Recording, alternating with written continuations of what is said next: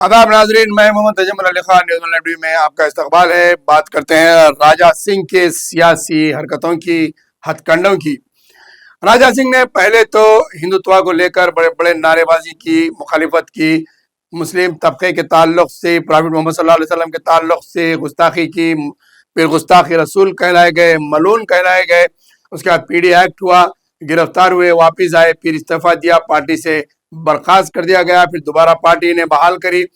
गोशामेल का इलेक्शन लड़े, गोशामेल के इलेक्शन के बाद सदारती इंतखाबात के लिए, रियासती सदारती इंतखाबात के लिए हिस्सा लेने की कोशिश की, उसमें मौका नहीं मिला।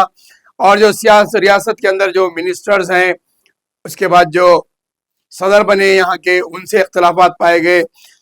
असम्बली के अंदर इन्हें फ्लोर लीडरशिप नहीं दी गई। ऐसे कई तमाम जो है रियासती बीजेपी यूनिट से इनकी नाराजगी बराबर चलते रहती है और इनकी जबान में कोई लगाम नहीं है।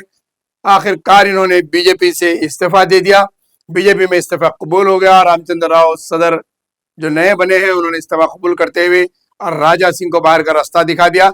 लेकिन राजा सिंह के ताल्लुक से यही कहा जा रहा था कि वो नई सियासी जमात बनाएंगे या फिर कांग्रेस में जाएंगे या बीआरएस में जाएंगे, लेकिन ऐसा कुछ नजर नहीं आ रहा है और राजा सिंह कमजोर पड़ गए हैं। और फिर दोबारा यू टर्न लेते हुए राजा सिंह बीजेपी में वापस आने की तैयारी कर रहे हैं।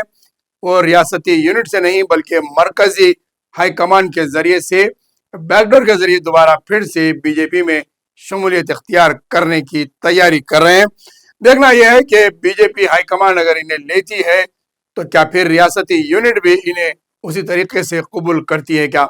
दूसरी जानिब उन्होंने असम्बली की नशिस्त इस्तीफा देने के बाद को भी इनकार किया है और ये वाज़े तौर पर उन्होंने इनकार किया है कि गोशामहल में ज़मीनी चुनाव नहीं होगा, वो बराबर असम्बली की सीट पर बरकरार रहेंगे। अब देखना यह है कि रियासती यूनिट और हाईकमान दोनों मिलकर इन्हें दोबारा बीजेपी में वापस लेते हैं या फिर इनकी ऐसे ही सियासी हथकंडे चलते रहेंगे, बयानबाजियां जारी रहेगी और ये कमजोर पड़ते हुए नजर आ रहे हैं।